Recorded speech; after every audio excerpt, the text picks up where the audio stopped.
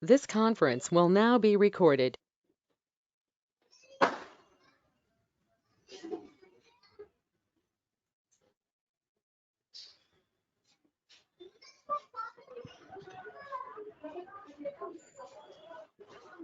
So in the previous session, we have discussed about CAPEX programming execution life cycle, and we have discussed about the types of data types has been given by CAPEX programming language. And from that data types, we have discussed about the string data type, ID data type, Boolean data type. Next one. Let's see few more data types. The next one is integer data type. So what is this integer data type and what is the use? Integer data type is used to store the integer values, nothing but only the numerical values which doesn't have any decimal types. Which doesn't have any decimal values. Okay, we can store only the numerical values without any decimal points. Only the integer part. For example, I want to store like some 25,000 or 5 lakhs.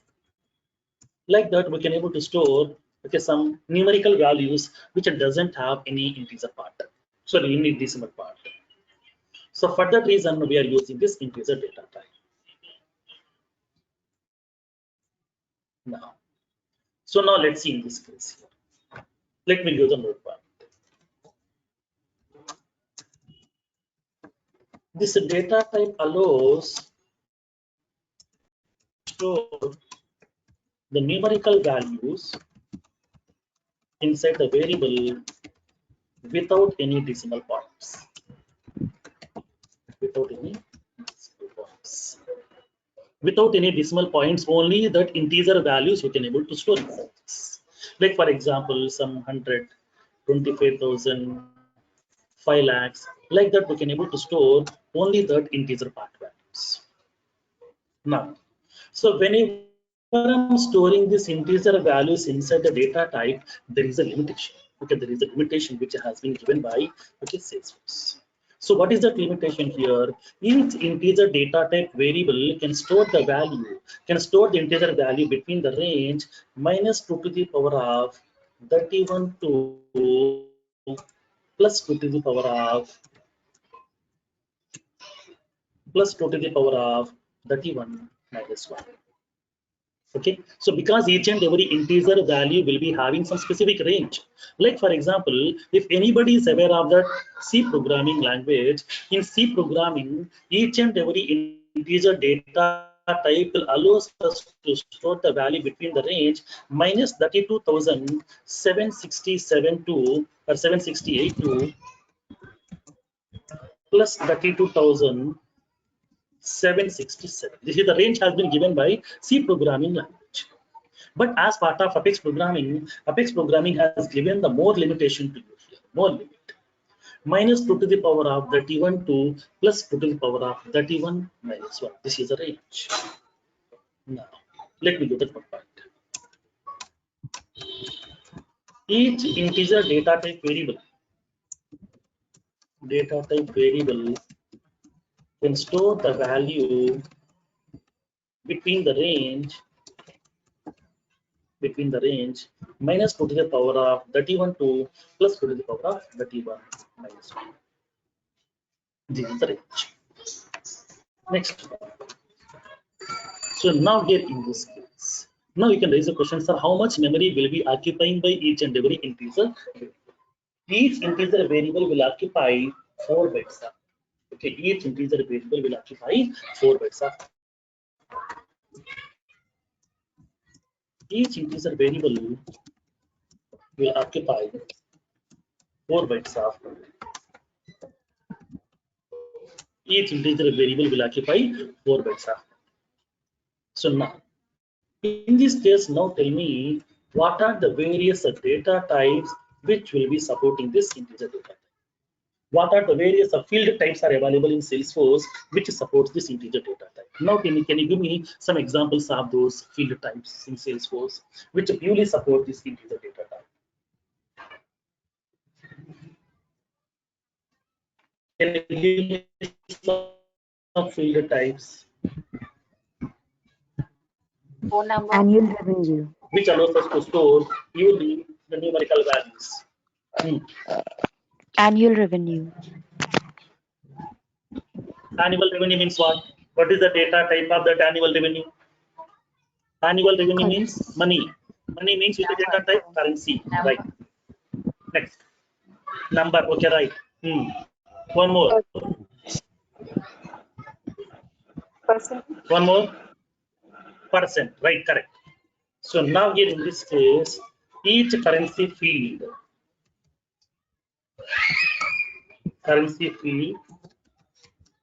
comma, number field, comma, percent field will reference the integer data type. Each currency field, number field, and percent field will reference the integer data type. These are the various field types are available inside your Salesforce, which will reference this integer data type internally. Okay. Next. So we are using this integer data in order to store some values. Sir, your voice So is kind minus of 2 to the breaking, power of sir. 31 means what? What is the value? Let me explain. So no. So each integer data type will be occupying that, storing the value between minus 2 to the power of 31 to plus 2 to the power of 31 minus 1. The range has been given by Salesforce. Now, so minus 2 to the power of 31 means what? Now let me show. Like as 2 to the power of 31.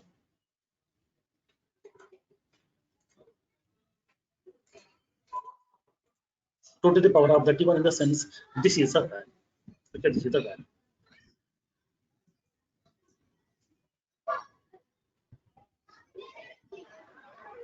Now, so it is indicating that the value 2,147 crores.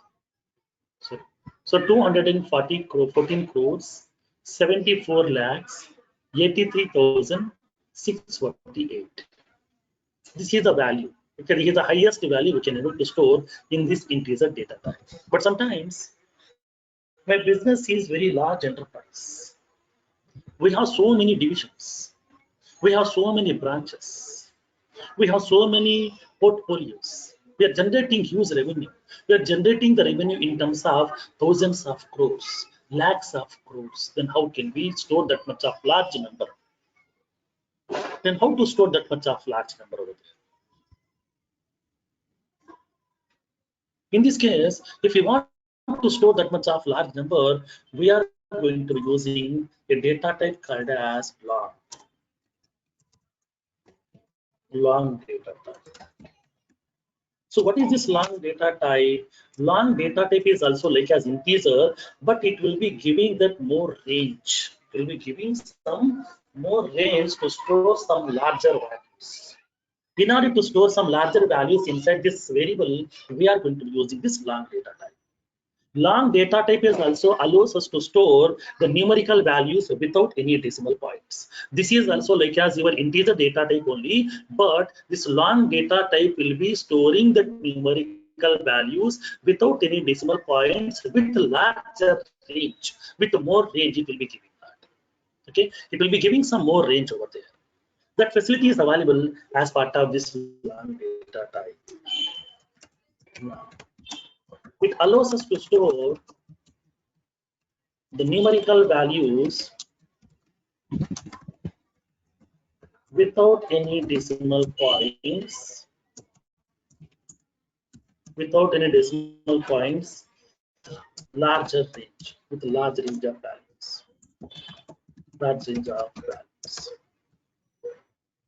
Now, in this case, so what is the range over here?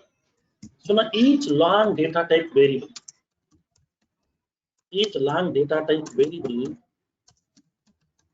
will store the value between the range minus 2 to the power of 63 to plus 2 to the power of 63 minus 1. Okay, minus 2 to the power of 63 to plus 2 to the power of 63 minus 1. This is the range which has been given by Salesforce. Now, minus 2 to the power of 63 means what? What is that number? Let's see. Okay, 2 to the power of 63. So 2 to the power of 63. Let's see that value here. Now, so 2 to the power of 63. Let's see this much of largest number. Okay, this much of large number we can able to store. So in this case, whenever if your business is very high, if it is a large enterprise which is having so many divisions, so many departments, so many branches, at that time if you are generating some more range of revenue, if you are going to be, if you are passing, if you want to store the larger numerical values, then we can go with the data type called as long data type. Okay, so this long data type will allows us to store the largest integer values. Now, in this case, each long data type will allows us to occupy 8 bytes of memory.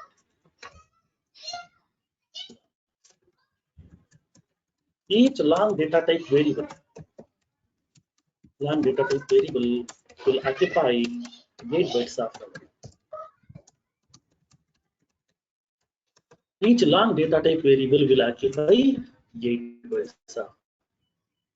So this is the range of this long data type.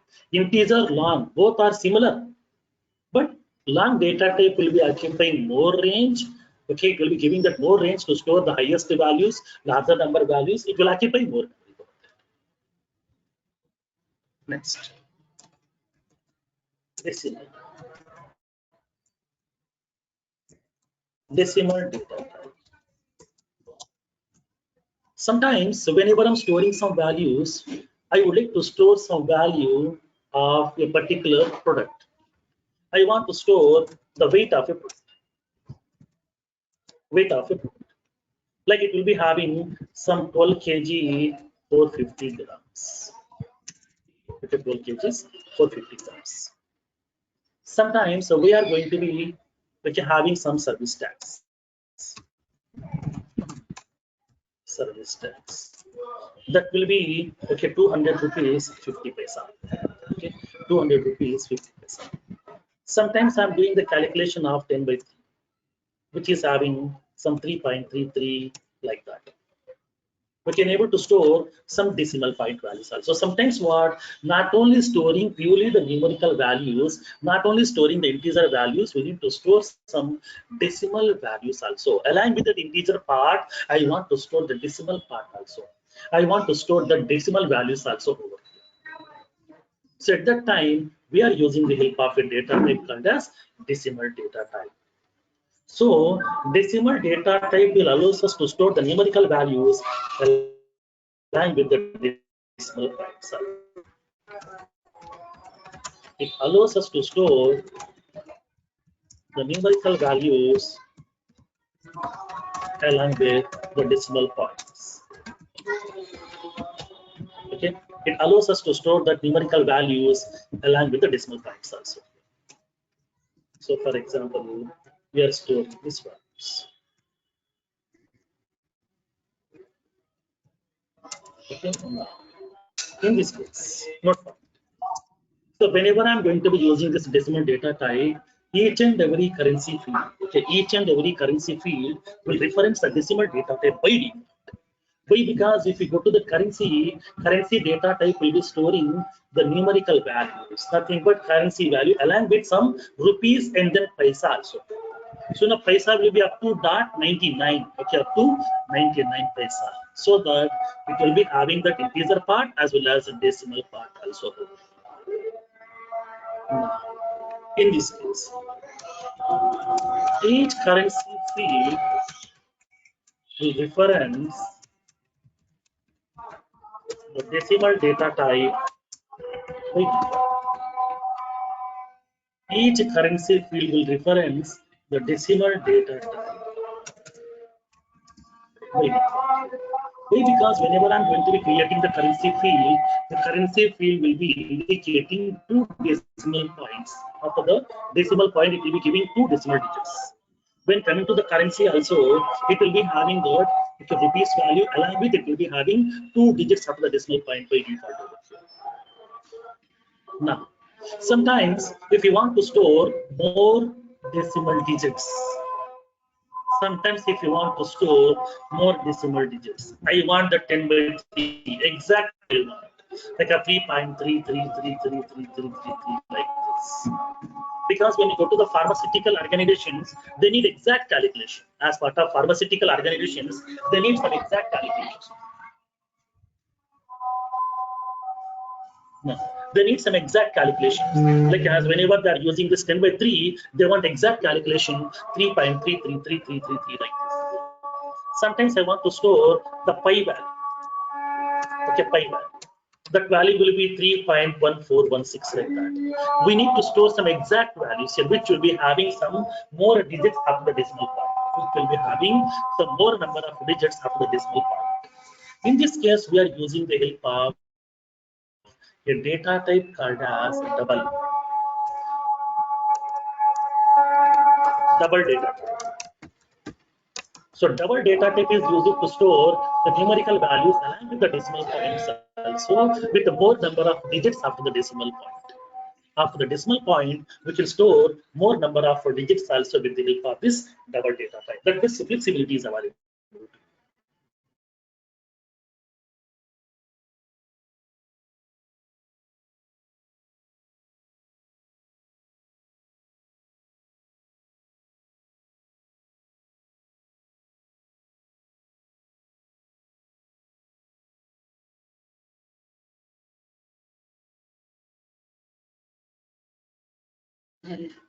In this case, now let me give that note point. Double data type allows us to store the numerical values along with more number of decimal digits. More number of decimals. Like for example, we can able to store these values. Okay. We are able to store this more number of decimal digits after this particular decimal point. So in this case, we are going to be using this data type, okay, double. So like for example, so now next one, let's see the next data type. We are done with this integer, we are done with this long, double, decimal, boolean, ID, and the string.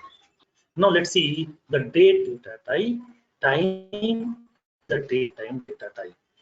Now let's Yeah, yeah. One question here. Like, how much data? I mean, like, will this variable occupies? Like decimal data type and decimal double, I mean, double data type. decimal will occupying that 8 bytes of memory, double also will occupy the 8 bytes of memory. Both are occupying 8 bytes. Okay. Does it have any range? Both are Like, decimal data type. Sorry? No, there is no does it have? specific range. There is no specific range. It will be like a, Okay. there is no Thanks. specific range. Okay, there is no specific range. Now, the next one is date data type. So what is this date data type? In some cases, I want to store some date values like birth date and the joining date, relieving date, and then I would like to store some positions open date, positions milestone date, record creation date, record deletion date, like that. In some cases, I want to store the date values. Whenever if you want to store the date values inside the variable, then we are going to be using the data type called as date data type.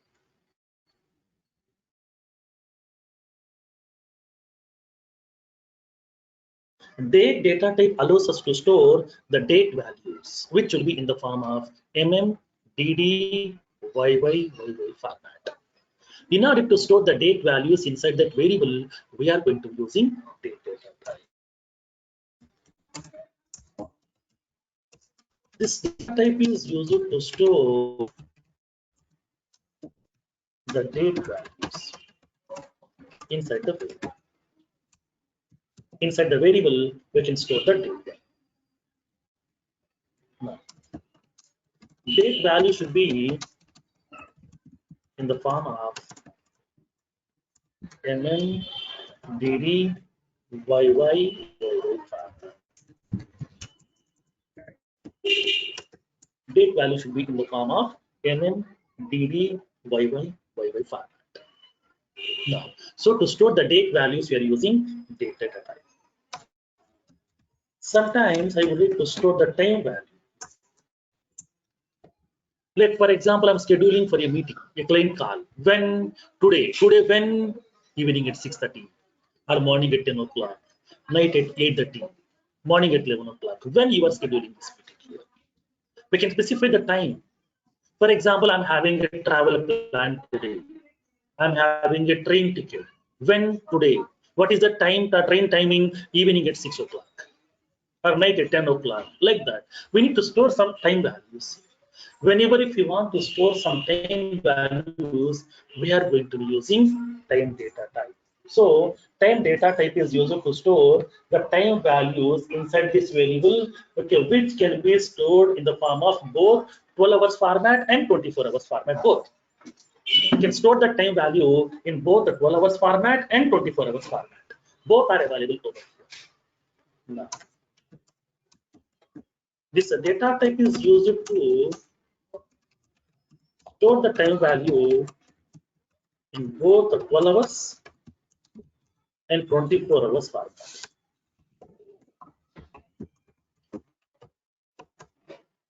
Now, so in this case here we can able to store this value like this.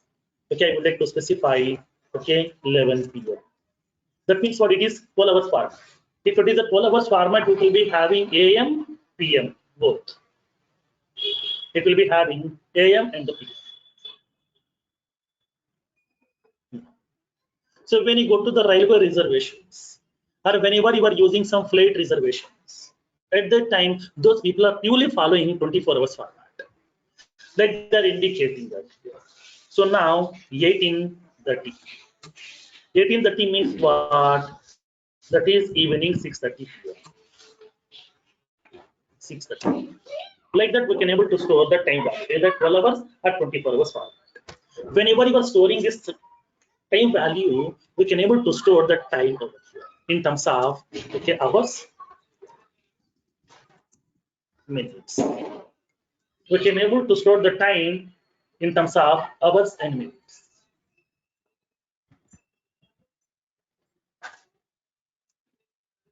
And we can store the time in terms of hours, minutes, and seconds. We can store the time in terms of hours, minutes, seconds, and milliseconds also. So now tell me, for 1 second, how many milliseconds are available?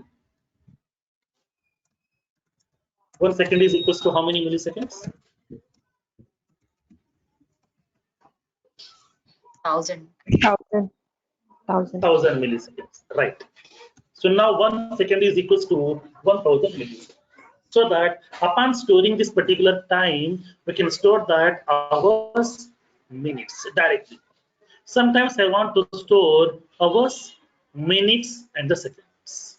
In some cases, I want to store hours, minutes, seconds, and milliseconds also. So depends upon your requirement, we can store the time value either in 12 hours format or 24 hours format also. Okay, in all these formats, hours, minutes, seconds, milliseconds, all these things we can able to specify.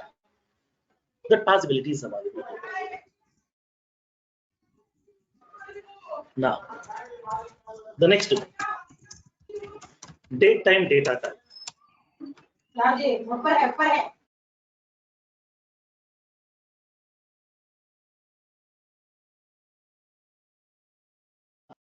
So now, as of now, we have stored date values separately, time values separately. But in some cases, I want to store both the date and time stamp value. Like for example, when you go to the record, we are having created date. Then we'll be having date value, time value. Like for example, let me log in into my Salesforce instance.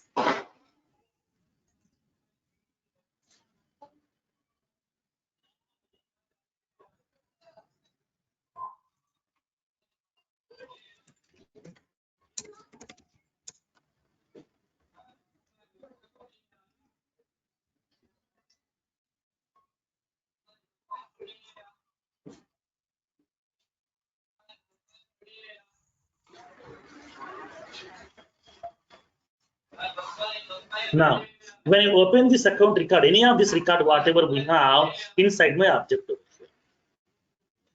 When you go to these fields of this particular record, we are having a field called as created date and then last modified date. So in this case, what we have in these places, we are having the date and timestamp value both. It is having this date and timestamp value. It is having date and timestamp value also. Okay, it will be having this both, not only the date, not only the time. It is having both the date and time value is also available. Now, suppose for example, if you are deleting any of this record, when you go to the recycle bin also, when you go to that recycle bin also, okay, somebody has deleted my record here. It is indicating the deletion time also here. It is indicating the deletion time. There also it is indicating both the date and time. So this is the person who has deleted this particular record, which is from this particular object, and so and so date and so and so time has deleted the record. So we can able to track this whole information. So in this case, whenever if you want to track all this information, if you want to track all this information, then we are going to be using date and time stamp value inside this. Now, to store this kind of date and time stamp value inside a variable, we have to use a data type called as date time data type. Now, so now date time data type will allow us to store both the date and time stamp value inside the variable. This data type is used to store both the date and timestamp value inside the variable. In order to store both the date and timestamp value inside the variable, we are going to be using this date type data type. Now, the next one, blob data type. Blob means what? Binary large objects. Large objects.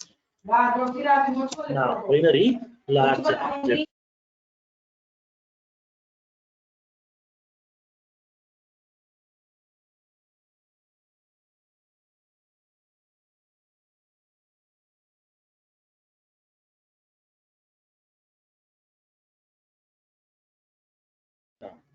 Blob data type. So what is this blob data type? Basically, blob data type is used to store the binary content of an image or picture or document or a file or a audio file or a video file, text document, PDF document, anything. Now, whenever we are uploading any images, okay, whenever you are uploading any images, all those images will be storing inside the database. How? In the form of binary format. Whenever you are uploading any images, which we can able to use inside your application creation or inside your email templates also upon creating the letterheads. So whatever the images that I'm uploading, those images will be storing in the form of binary content. Whatever the images you are uploading, that image information will be converting into the binary format. That binary format of data will be storing inside that field. So this is the internal concept of the database here. So at that time, whenever you are storing those kind of binary content, it will be using the data type called as blob data type. Like for example, where we are uploading that binary content, generally we are going to be uploading the binary content in the form of document object. Every document object will reference this binary data, blob data type. And then we are adding some attachments also. Whenever you are adding that attachment also will be storing in the form of binary format. Like for example, assume that I'm going to get a card. I'm opening an accounting card here.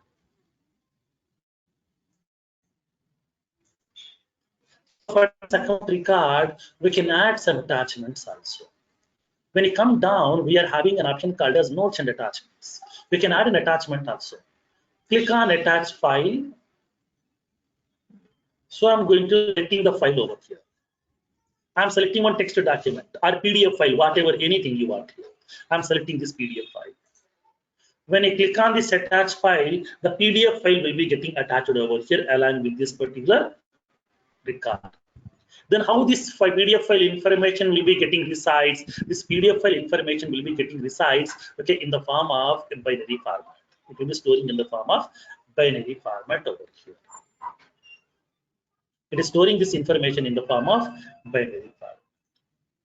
Now, once you click on done, so now one attachment has been added over here. So this is the PDF file which you have attached over here. So this file will be storing in the form of a binary format. That means blob data type internally produced. This is what one of the attachment. This is the type called as attachment type. So each and every file, each and every attachment, each and every static resource, each and every document object is referencing the blob data type by default. Okay. So now this data type is used to store the binary content. Okay, store the binary content of an image or a picture or a file or a document or an attachment, etc. Now, so in this case, each document object,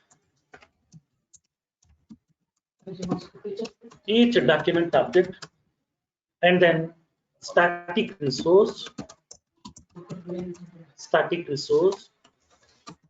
from attachment will reference the blob data type by default. Blob data type, blob data type by default. So these are the various data types here. As of now, we have discussed so many data types which are of type primitive, like integer, log, decimal, double, boolean, and the string, ID, date, time, date time. All these are data types we have discussed along with the blob also. So now we have the last data type that is called as object. What is this object data type basically, and what is the use of this object data type? Now let's see practically in this case here. Basically, object data type is used to store a value of any type. As of now, you know integer data type, it will store only integer value. Double data type will store only double value. String data type will store only string values. Date data type will store only date values. But sometimes I will be getting some value from your database or from your web service call. Which value I will be receiving, I don't know. The web service may be returning either integer value or string value, date value, ID value. I don't know which value it will return. So in this case, how can we store? At that time, we are using a data type called as object.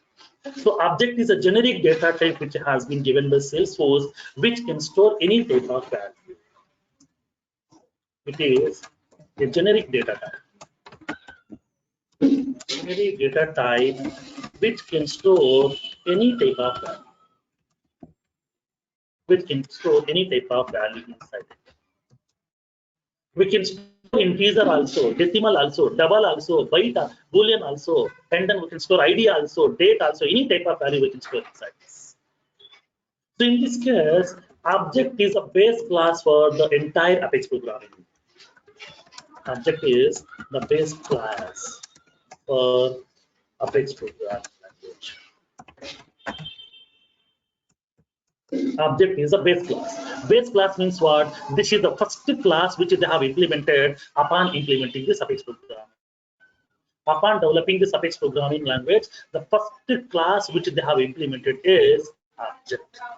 So object is the base class for the entire Apex programming language. So these are the various primitive data types are available as part of your Apex programming language. Okay. So now by using these data types, how can we define the variables? Okay, how can we define the variables with the help of these data types? We'll see practically.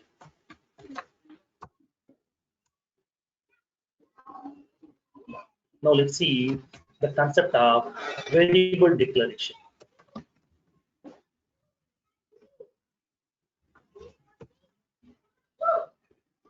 We'll see the concept of variable declaration. So now tell me, what do you mean by a variable basically? What exactly a variable is? What it contains? What exactly a variable?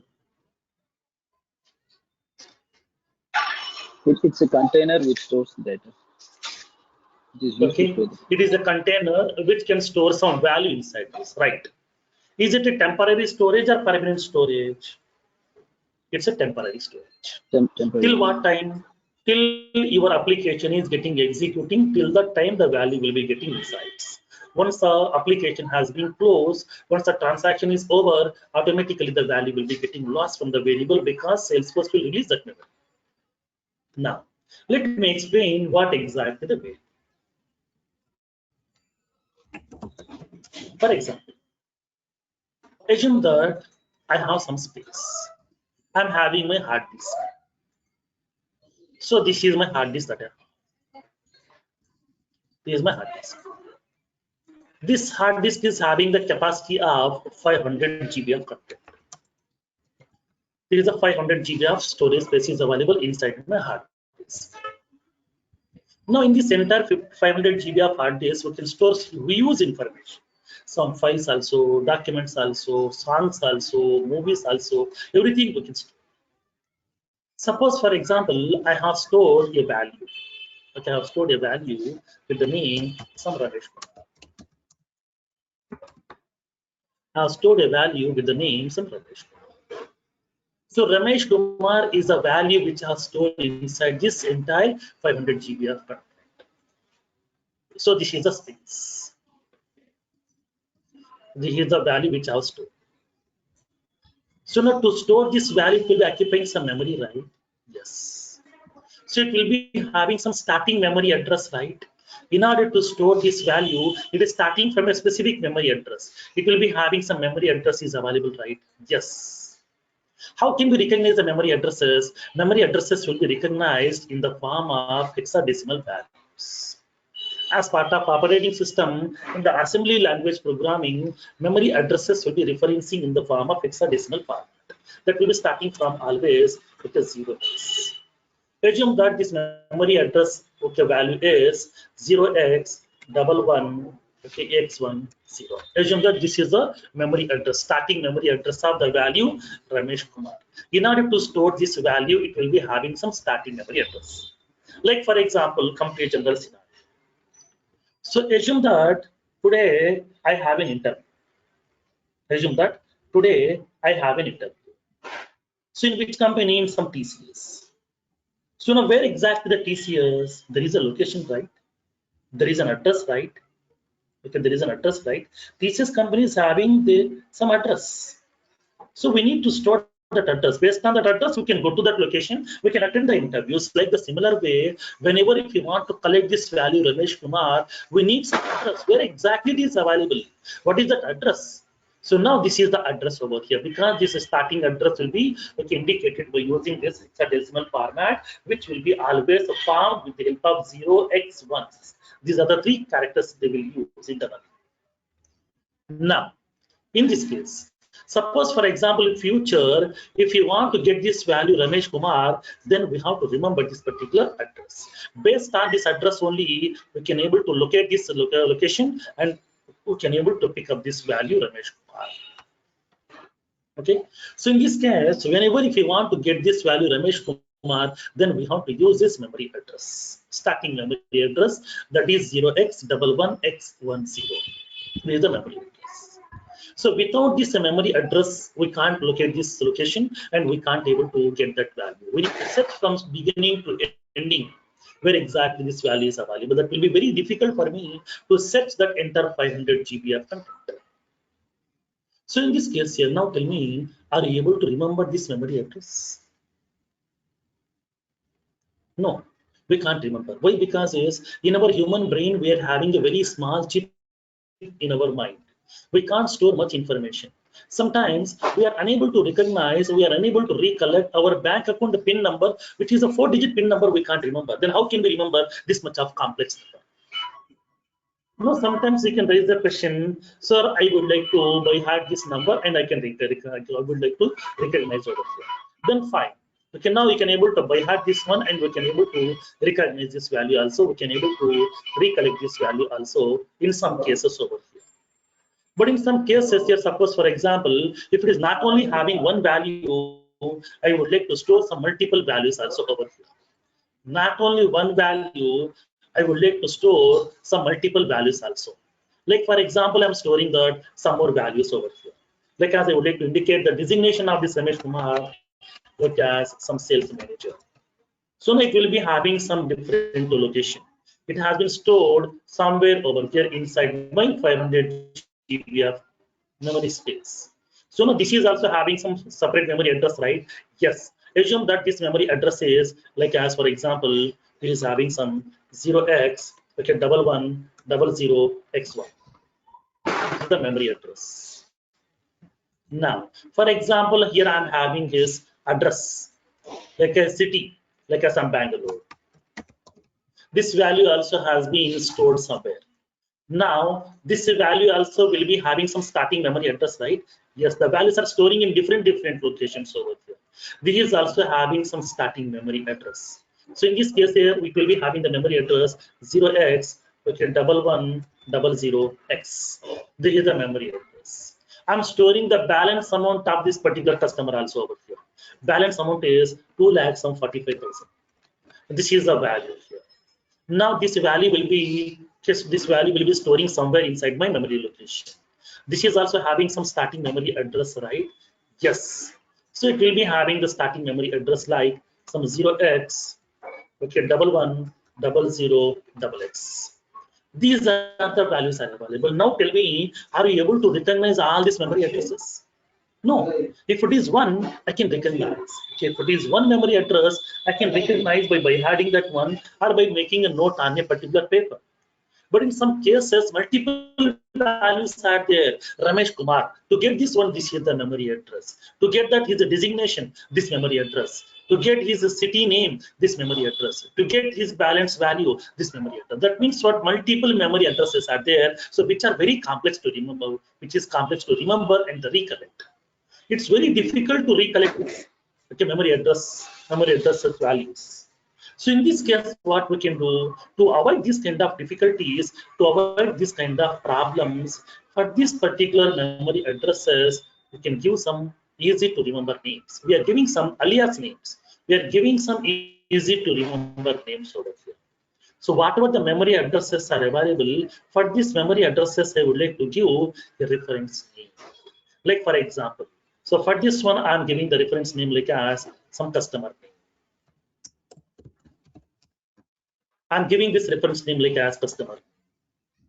For this one, I'm giving the reference name as designation. Designation. I'm giving the reference name as designation. And then here I'm going to be indicating like as location. Location. I'm giving this reference name as location. And here I'm giving this name as balance amount. Balance amount. So now these are the various reference names that have given for this memory addresses. Now tell me, so now remembering this particular memory addresses are easy or remembering these names are easy? These names are very easy to remember. Okay, these names are very easy to remember. We can't remember this starting memory addresses. This will be very difficult to remember because these are hexadecimal values. We can't remember all these things. So now here in this case, to avoid this kind of problems, okay, to avoid this kind of problems, so instead of remembering each and every memory address separately, we can able to give the easy to remember name. We are giving some reference names for each and every variable. For each and every memory address, I'm giving a reference name. These reference names are called as, okay, variables. Okay, these reference names are called as variables. So what do you mean by a variable? Variable is nothing but a name which can be allocated to a memory address in order to locate a value. Like for example, simple general concept. Assume that today I got a call from one of my childhood friend. So it's a new number here. I don't have his contact number as of now. Today I have received that call from this person first time. I had that conversation with that friend and then he asked me, so please save this number for the future contacts. Now tell me, will you able to remember his contact number in future? No. Then how can we remember? Because in future I want to make a call to the person also. He's one of my childhood friend. Okay, previously we have a different contact number. Now he has changed his mobile number. Then how can we contact that person in future? In this case, what we can do, we can save that number. How? By giving a name, like as Ramesh Kumar, some new. This is the new number. Okay, that means what we are saving that contact number by giving a name. So in future, if you want to use that mobile number, then we can type, we can search the number based on this name only. We are not using that mobile number because we don't know that we don't know that mobile number. We can't remember that mobile number. We are saving that number by using a name. Like the similar way here also, whenever I'm storing some values inside my memory, so each and every value will be occupying some location. That location will be having some starting memory addresses.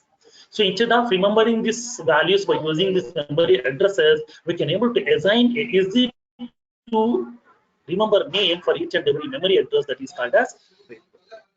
So what do you mean by variable? Variable is nothing but a name which can be allocated to a memory address, okay, in order to locate a value. So each and every variable will be holding some value. This variable will be having the value Ramesh Kumar.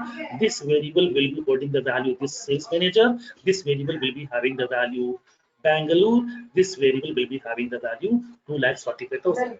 Like that here, each and every variable will be having some value inside this one. That value may be either a string value, that value may be either a numerical value. So whatever. Depends upon the type of the value we would like to store, we have to define this respective variable. We have to define the respective data type of it. Then, how can we define these variables? Now, let me explain practically in this case. Okay. Now, let me explain practically.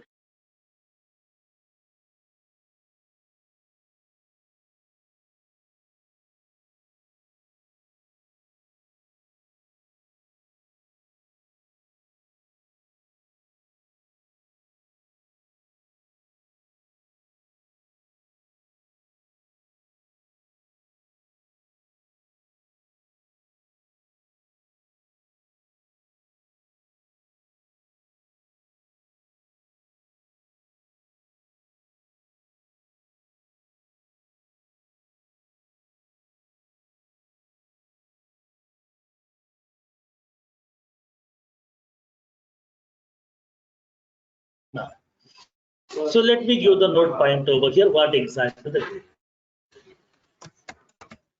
so variable is nothing but a name to be get allocated. To be get allocated to a memory location. Memory location in order to locate a value. In order to locate a value. In order to locate a value.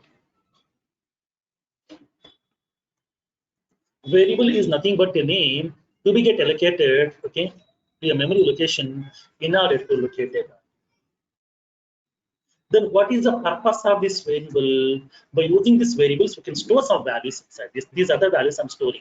In this variable customer name, I'm storing the value Ramesh Kumar.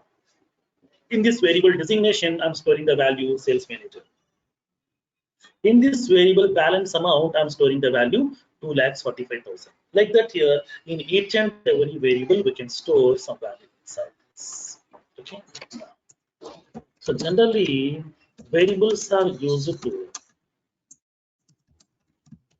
store the values temporarily for some time. So variables are used to store the values temporarily for some time. That means here, instead of storing these values in the database, I will need to store some values temporarily for some time. So at that time, we can able to use the help of variables. Now, so how many variables we can define? N number of variables also we can define.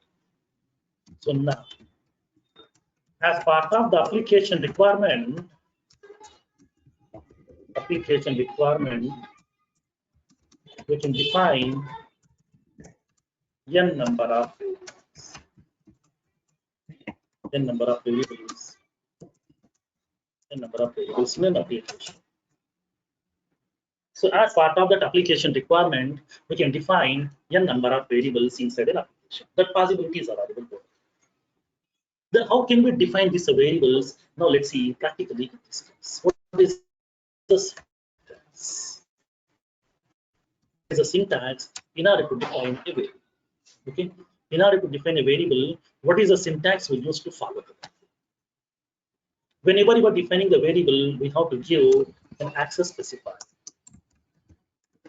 Access specifier. I'm indicating in the square braces. What are the things that are specified in the square braces? Those are optional. Okay, what are the things I'm specifying in the square braces? Those are optional. Those are not mandatory. Those are optional. You may specify the access specifier. You may not specify the access specifier.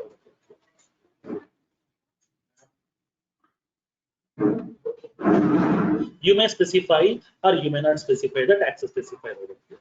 Okay, that possibility is available. And then we can specify the data.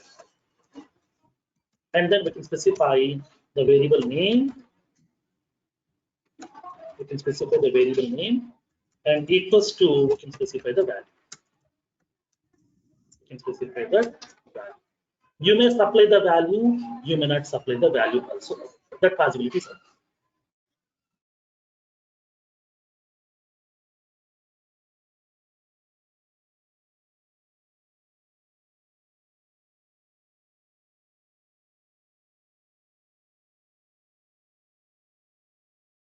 Now, so whenever we are defining this variable, we have to specify the access specifier, we have to specify the data type, and then the variable name, and then if you want, we can assign some values also. That possibility is available to be over here. Excuse me, sir. Yes. You said, Yes. the square braces is optional, right? Yes. And then you're Yes, saying right. the value is also optional, but regardless, you haven't used the square braces there. Now, here I have specified, I forgot to specify this one. You may supply the value, you may not supply the values also. Okay. Assigning the value is optional. How to assign the values, how to define the variables, I will show you practically. Multiple combinations I will show you, which we are using as part of program. Okay, now because access specifier is a separate concept. When moving forward, we'll see access specifier concept separately. Okay, now for example, so whenever we are going to be defining the variable, we have to follow this syntax because these syntactical rules are very, very important. Okay, these syntactical rules are very, very important over here. Now, so now here in this case,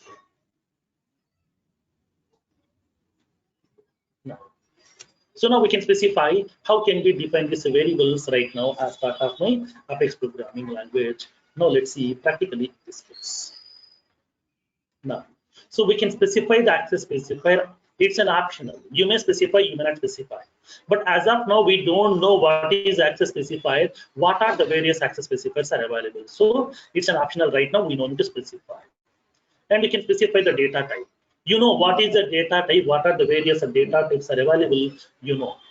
and then we can specify the variable name, and then optionally we can assign some value.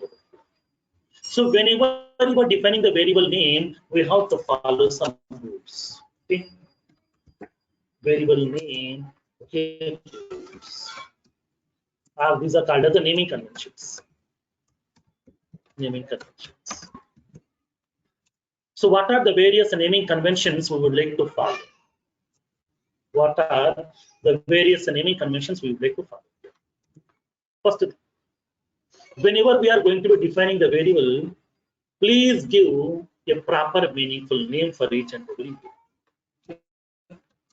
We have to specify the meaningful name for the variable. For each and every variable, we have to specify a meaningful name. Like for example,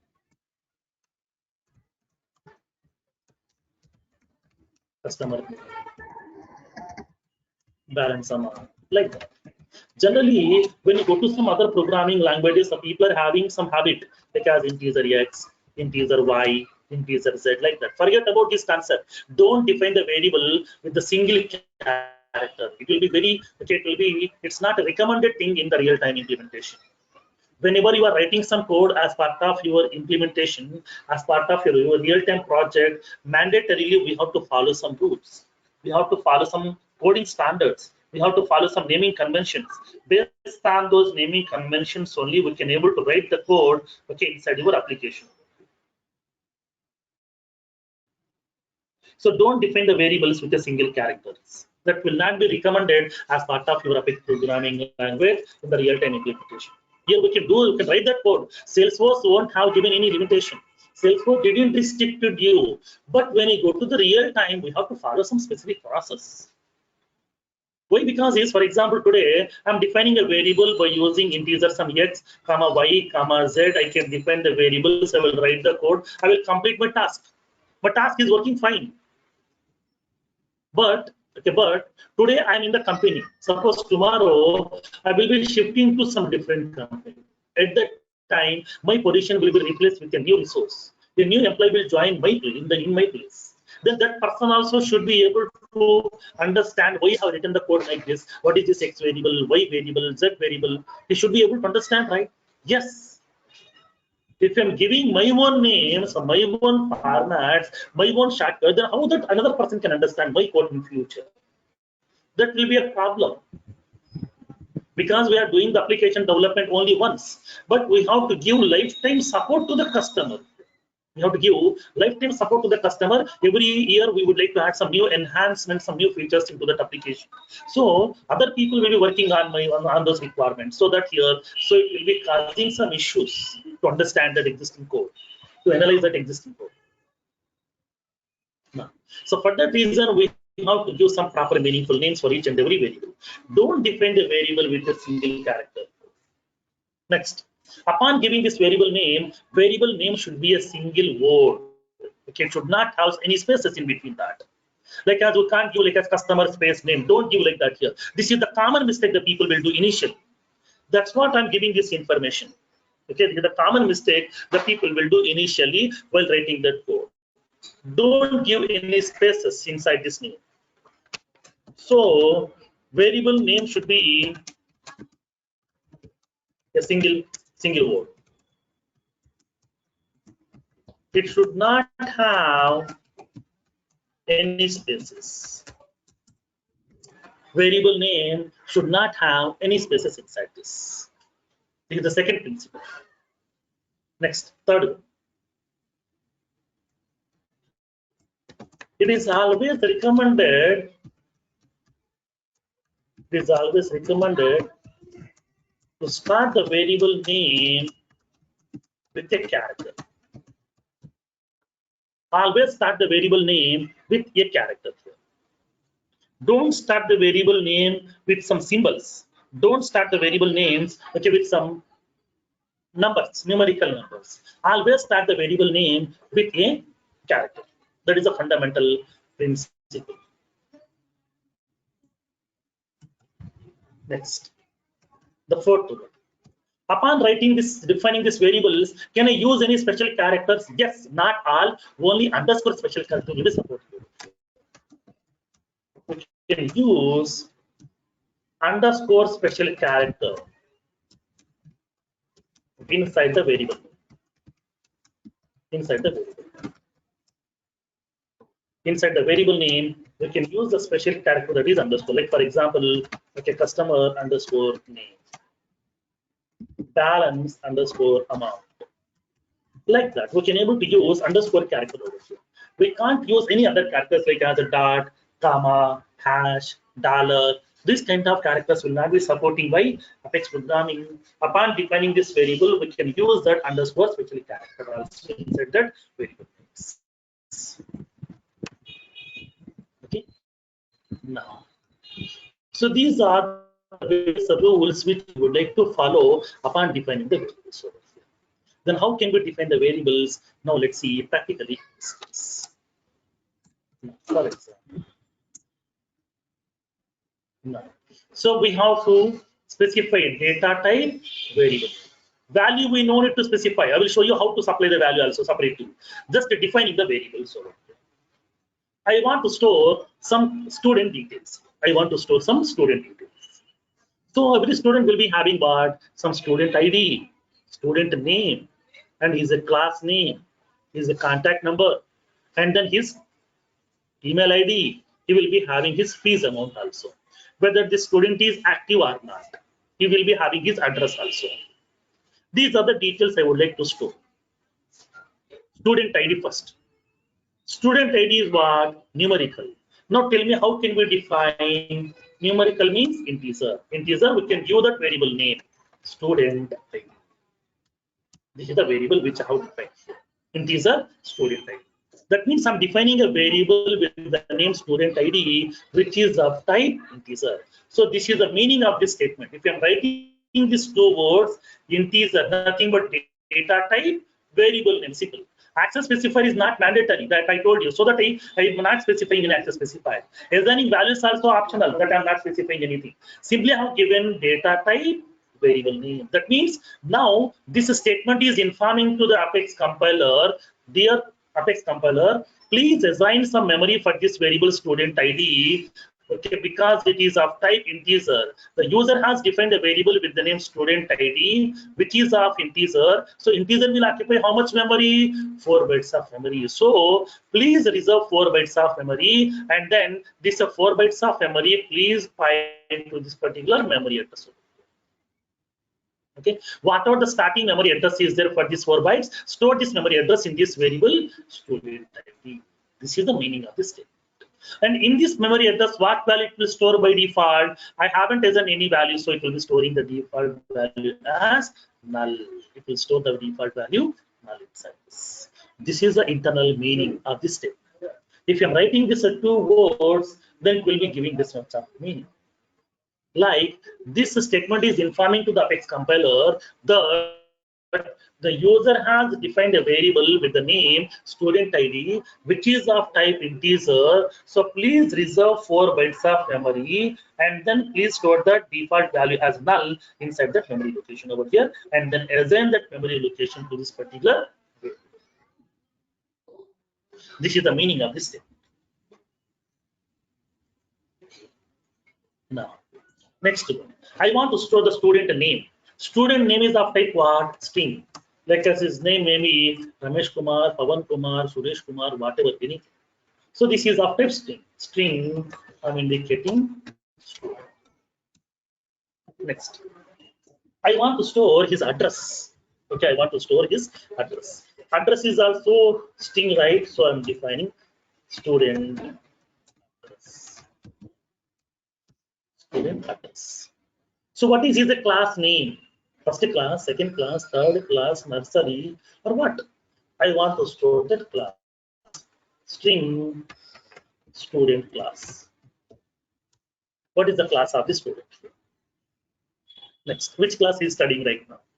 No, the student is paying some fees, right? Yes. What is his fees? Now your fees will be what? Money. Money in the sense currency. Currency means decimal. each and every currency field will reference decimal data type. Decimal, so now P amount. Is amount. Next, student will be joining today. So we would like to store the date, right? So now what is this joining date here? Date will be of type what? Date. Date, I'm indicating joining. I want to collect the student data birth also. For that one, that is also date here. Now, the birth date. Whether student is active or not, nothing but currently he is studying in our school or not. I would like to know. So that here I'm indicating he is active. Whether the student is currently studying inside my class or inside my school or not. Or he already completed his education in our school or currently still he is studying in our school. To identify that we are using this is active, which is of type. Like that I'm defining these variables over here. So it depends upon the data, depends upon the requirement, we can define the variable with the respective data types. This is how we are defining these variables here. In this case, what happened? So now whenever I'm defining the variables, in these variables, isn't any values over here? No, we haven't isn't any values. Then what is the value by default Salesforce will store? Null. Salesforce will be storing the default value as null. Now, in this case. If the user didn't assign or did not assign,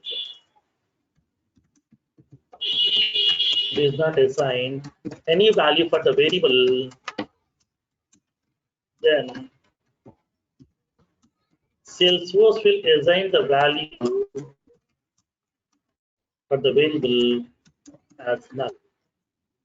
Salesforce will be storing the default value as null. If the user did not assign any value by default, then Salesforce will store the default value as null inside this field. No. So now here in this case, now tell me here you can do the result. Okay, here we can write the question.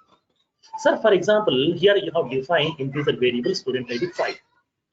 So now do we have any space to activate? Do we have any space to optimize this code?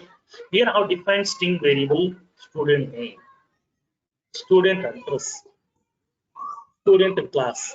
These three are of type student in the string. Now, instead of defining these three variables by using the 3 lines of code, can I combine these 3 lines of code into a single line? Do we have any chance? Do we have any way to optimize this code? Yes, there is a possibility. Here, 2 date variables have depended. Joining date and the birth date. Can I combine these 2 lines of code into a single line? Because this is also of type date, this is also of type date type. Can you combine this into a single one? Yes. So upon defining the variable, we can define multiple variables also in a single line. Because each and every variable are defined in a separate line over here. But here it will be looking like as empty. So can I reduce this number of lines of code? Yes, there is a possibility. Now, while defining the variables,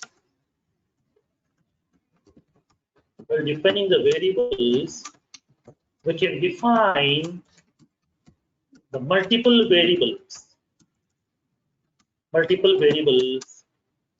in a single line.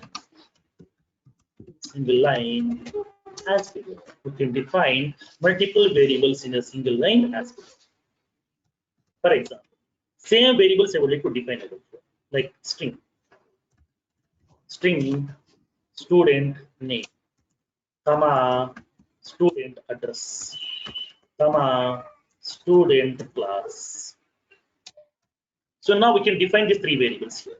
Instead of defining 3 lines, I am going to be using single line over here. One shot. That's it. This is also of type string. This is also of type string. This is also of type string. So that all these 3 I am defining into a single line. And then date, I am indicating joining date and the birth date. We can define. For example, I would like to indicate decimal, P amount, comma due amount. Like that, we can able to specify the information also like that. So multiple variables we can able to define, okay, in one line by using the suffix programming language. That is also possibilities available as part of your Apex programming language. Okay, this is how we are going to be defining the variables as part of your Apex programming language. Then, how to assign the values for these variables, we'll see in the next session. In the next session, we'll see once the variables have been defined, how to assign the values for these variables, how to perform the operations, we'll see one by one. Here, we'll see in the next session. Okay, because basic concepts are very, very important. Okay, you should be very strong in these fundamental concepts. If you are strong in fundamental concepts, further programming will be very easy. That's what I'm going in detail. Each and every small points also I'm explaining with detailed information to you so that you can understand more. Maybe so many people from non-technical background over here in every batch. That's what here I'm giving in detail information of this program. Excuse me, sir.